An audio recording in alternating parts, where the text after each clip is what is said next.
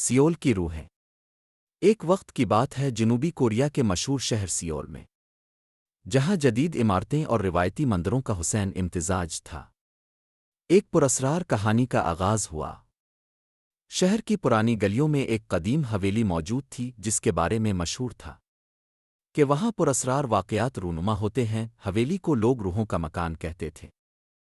یہ حویلی کئی صدیوں پرانی تھی اور کبھی ایک امیر خاندان کی ملکیت تھی۔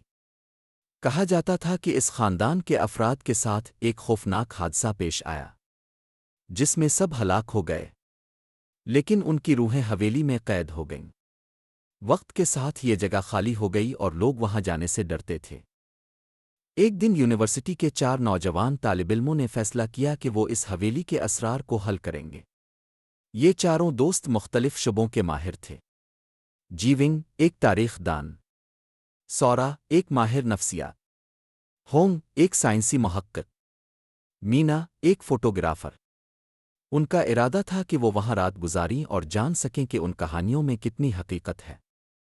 جب یہ چاروں حویلی پہنچے تو شام ڈھل چکی تھی۔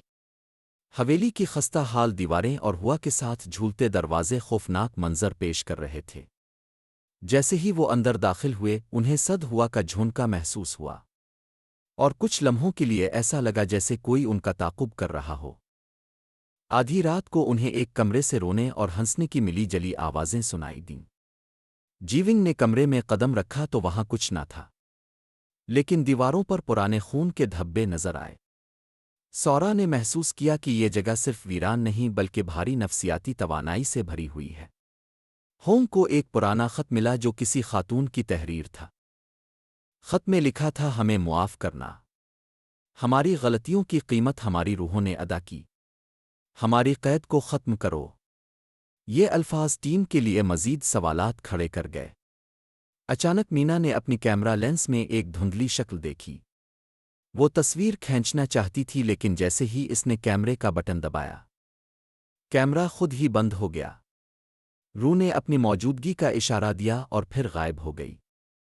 جیونگ نے تاریخی ریکارڈز کا حوالہ دیا اور بتایا کہ یہ خاندان ایک پرانے خزانے کا محافظ تھا جسے چھپانے کے لیے اس خاندان کو دھوکہ دیا گیا اور قتل کر دیا گیا۔ ان کی روحیں اس خزانے کو آزاد کرنے کے لیے قید تھیں۔